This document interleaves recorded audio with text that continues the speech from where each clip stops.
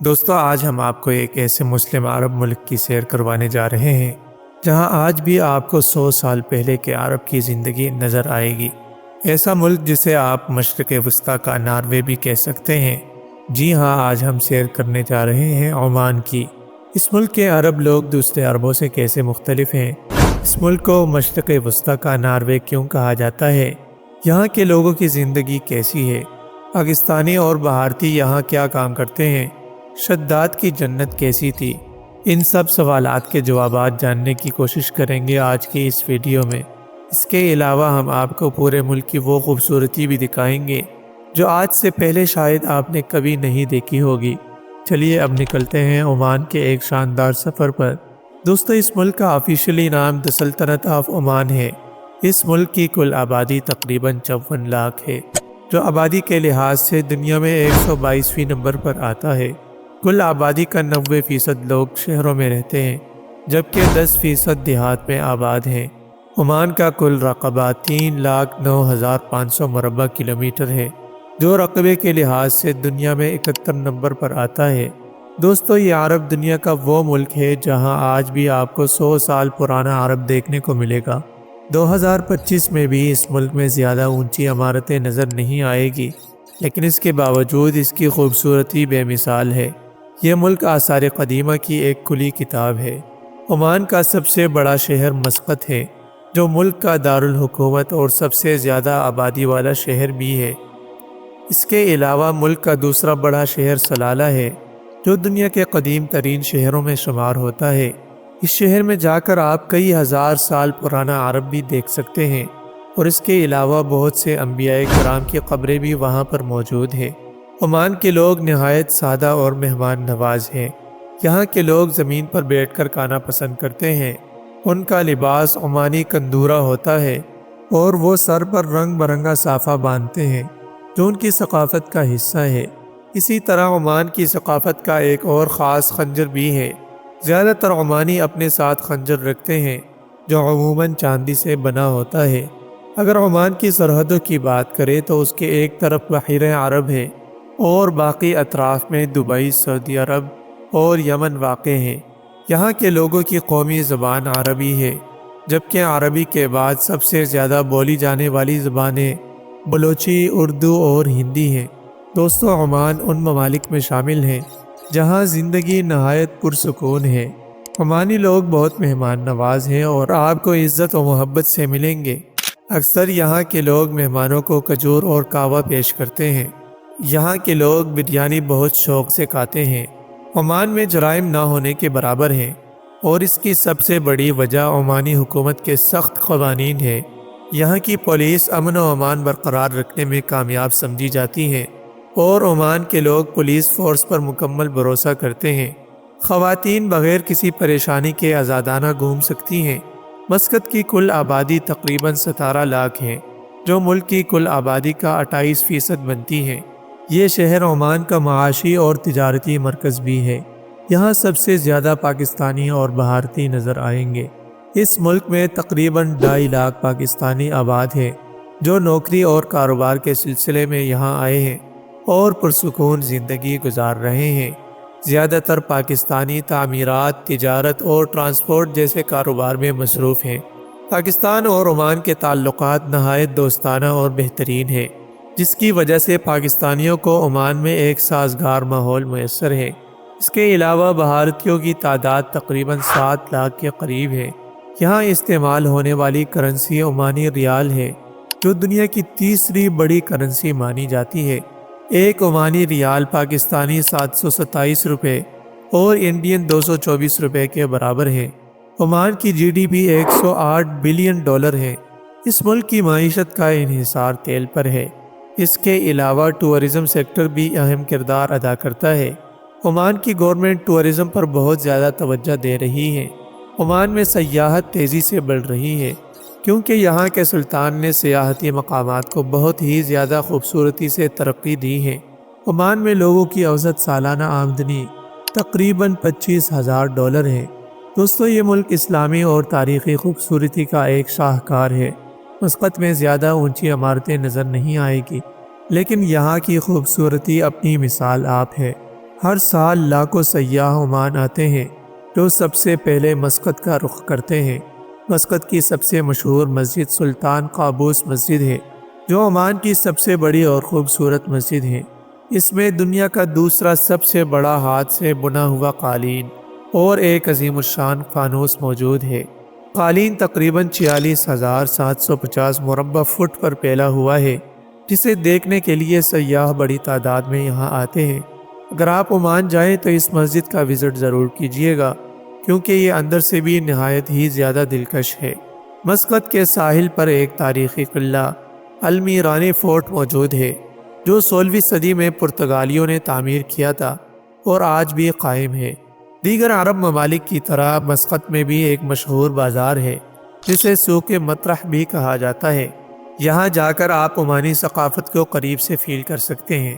دوستو، اگر آپ ایڈونچر کو پسند کرتے ہیں تو مسقط میں پیرا موٹرنگ کا بھی مزہ لے سکتے ہیں۔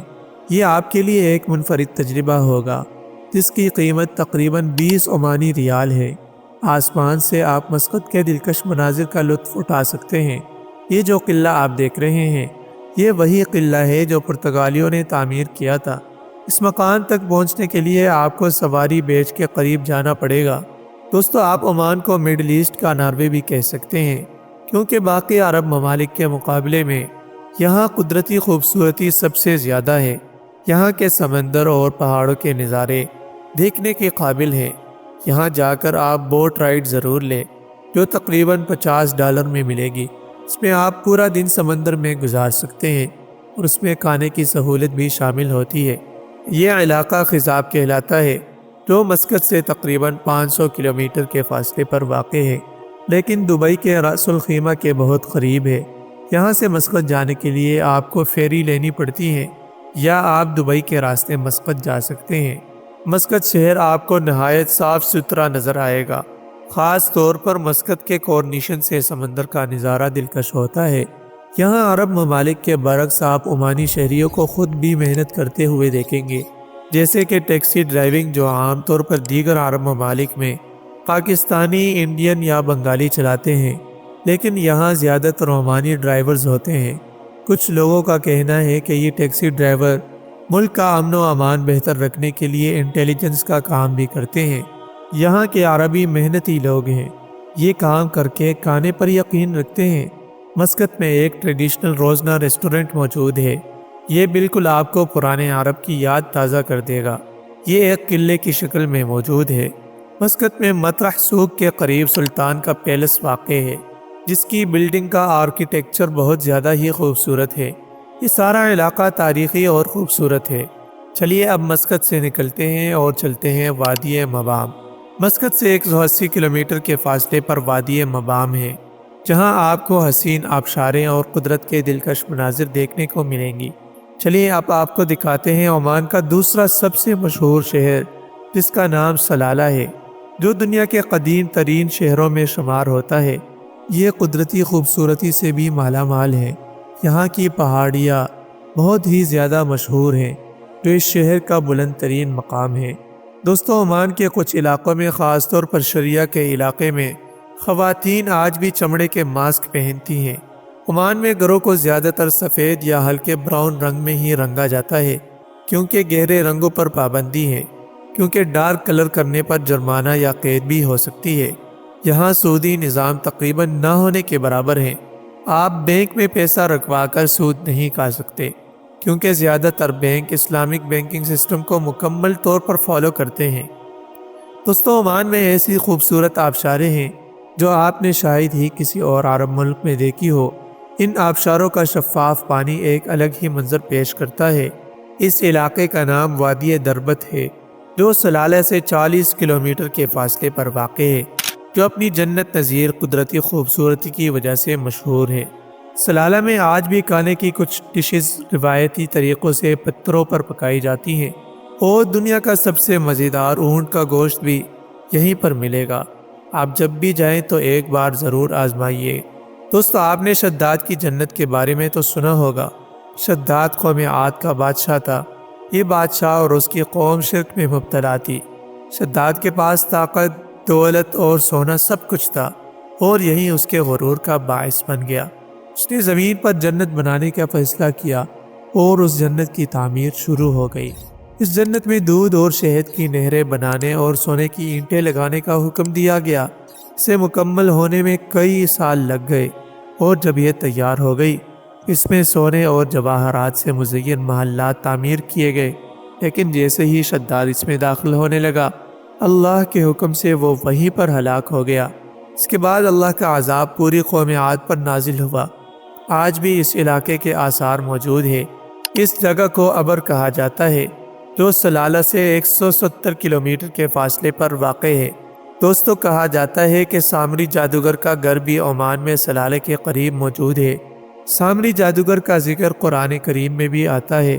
یہ وہی شخص تھا جس نے حضرت موسیٰ علیہ السلام کے کوہ طور پر جانے کے بعد بنی اسرائیل کو گمراہ کر دیا اور سونے کا بچڑا بنانے پر اکسایا۔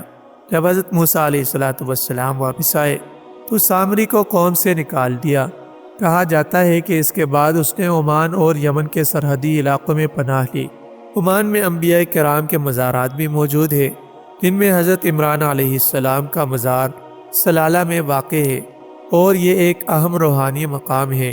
حضرت ایوب علیہ السلام کی قبر بھی سلالہ کے پہاڑوں میں موجود ہے، جو کہ ایک مقدس مقام سمجھا جاتا ہے، اور یہاں بہت سے زائرین بھی آتے ہیں۔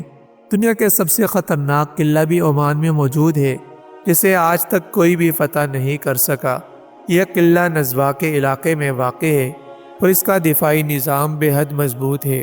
حملہ آور جب قلعے کے دروازے تک پہنچتے تو ان پر پتھر یا کھولتا ہوا تیل گرا دیا جاتا تھا۔ اس قلعے کے اندر ایک مکمل بازار بھی بنایا گیا ہے۔ آج سے 300 سال پہلے تک نزوی عمان کا دارالحکومت نزوا تھا، اور اسی وجہ سے یہ سیاحوں کے لیے ایک بڑی توجہ کا مرکز ہے۔ عمان کی حکومت تعلیم پر بہت زیادہ توجہ دیتی ہے۔ ملک میں تعلیم کی شرح 97% ہے، اور یہاں دنیا کی بہترین یونیورسٹیاں بھی موجود ہیں۔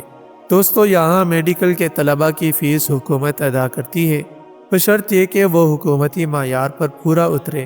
عمان کی سب سے مشہور یونیورسٹی سلطان قابوس یونیورسٹی ہے۔ عمان میں بہت سے اسکالرشپس پروگرام بھی موجود ہیں۔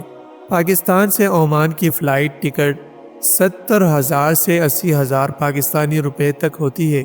کراچی سے عمان کا فاصلہ دیگر شہروں کی نسبت کم ہے۔ دوستو، کیا آپ جانتے ہیں کہ پاکستان نے گوادر پورٹ 1958 میں عمان سے خریدی تھی؟ دوستو، یہ تھی آج کی معلوماتی اور دلچسپ ویڈیو۔ آپ کو یہ ویڈیو کیسی لگی؟ کامنٹ میں ضرور بتائیے گا، اور اگر آپ ہمارے چینل پر نئے ہیں تو سبسکرائب اور لائک ضرور کیجیے گا۔ اگلی ویڈیو تک اللہ حافظ۔